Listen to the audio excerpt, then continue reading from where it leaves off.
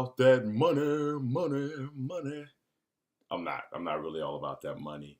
This is the what is it? Master Tony Robbins, Master the Game, talking about money. Yo, the book is dope.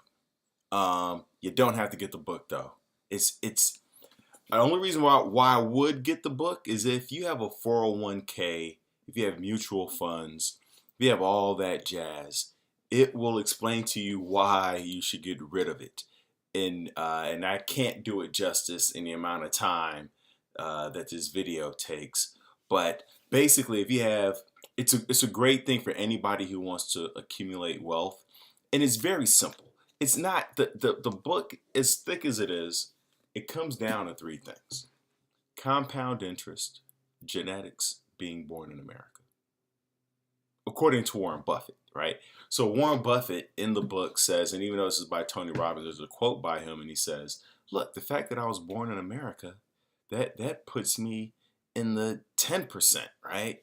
And then he has genetics where his mind, loves numbers and can figure out and build the wealth the way he has, and then to compound interest, to build things, to make things, create things, invest in things that yield you interest without you having to work on it, make you money in your sleep. That's what we're talking about. So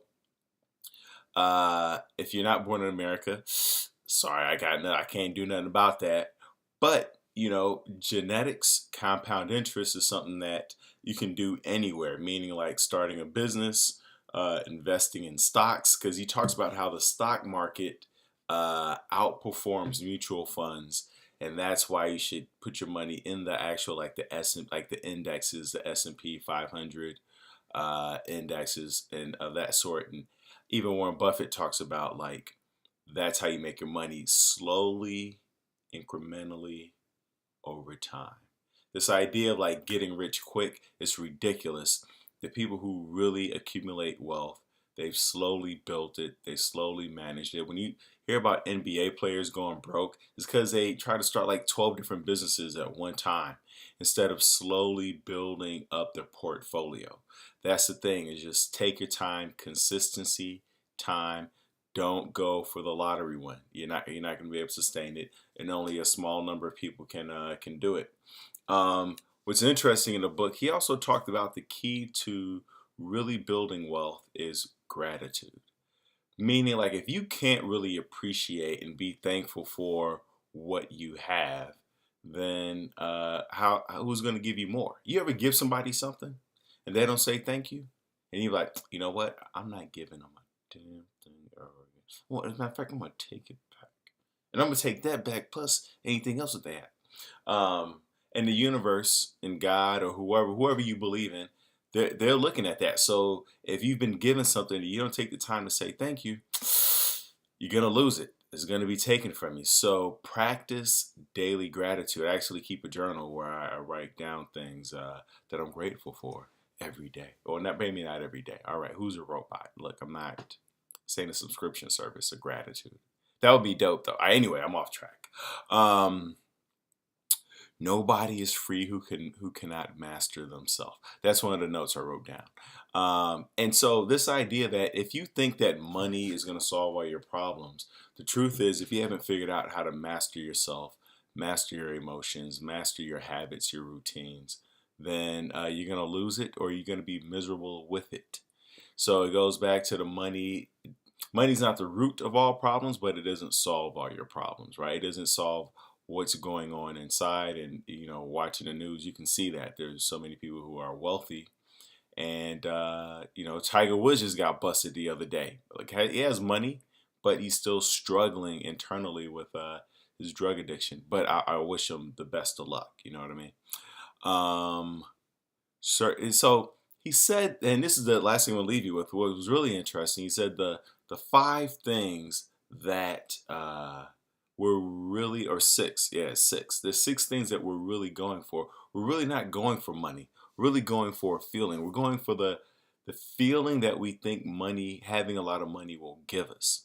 And those 6 things are a need for certainty, Like we think, oh, if we have a lot of money, then I can dictate my future and I'll be in control of everything, which isn't always the case. You can't stop a tsunami with $1 million. It doesn't matter. But you're like, but I could fly away, but you can't stop cancer virus, right? Like there's just money can't buy you everything, and it doesn't protect you. It doesn't guarantee everything, right?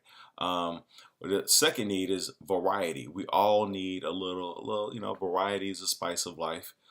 So we're thinking like with all that money, I can go here, I can go there, I can do this, I can do that. And really, you don't need money.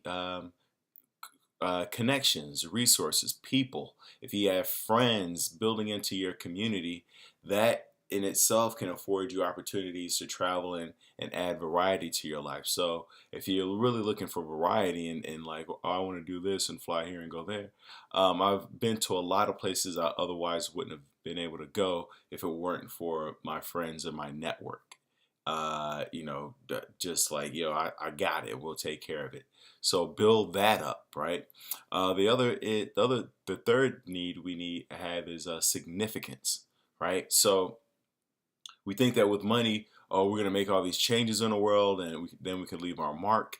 And you know what?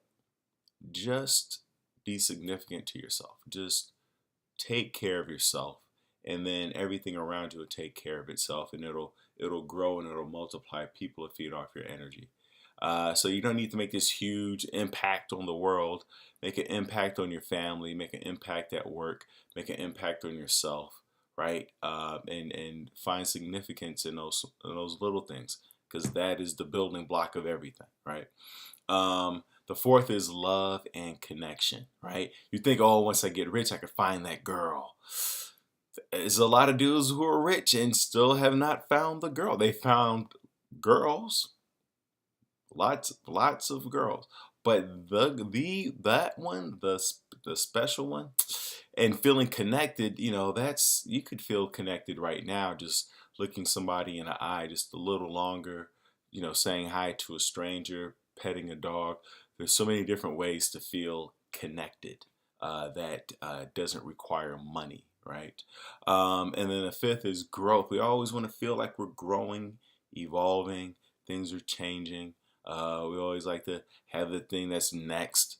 And once again, there's so many ways. I think that's why people have gardens, because it's a way to feel like you're growing something. Why people have children, shoes, collect shoes. Like you just want to feel like you're growing in some way, right? Growing something or taking care of something. Get a plant. Get a plant. If you need to feel grow. I got a plant right there. And then the last one is contribution. We all feel a need to contribute, which is, like I said, once again, it doesn't require money. You could go outside and give a homeless person $1, or go down to a homeless shelter and contribute. So the point is even though this book is about money and how to get more of it, the things you really want to do don't necessarily require money. I mean, unless like you get hit with a health condition and then there's like, oh, you're gonna need a lot of money. You know what I'm saying? But it's your boy Leo Flowers. Thanks for tuning in. It's a good book. It's a lot of fluff, to be honest. But like I said, if you're looking for a reason why you should not get a mutual fund or 401k, I would read it for that, because there's a lot of information in there about it. But basically, compound interest, slow accumulation, practice gratitude, and find some other ways to get that feeling that you think that money is going to get you. It's your boy Leo Flowers. Peace. Subscribe, like, leave comments. It's your boy. Deuces.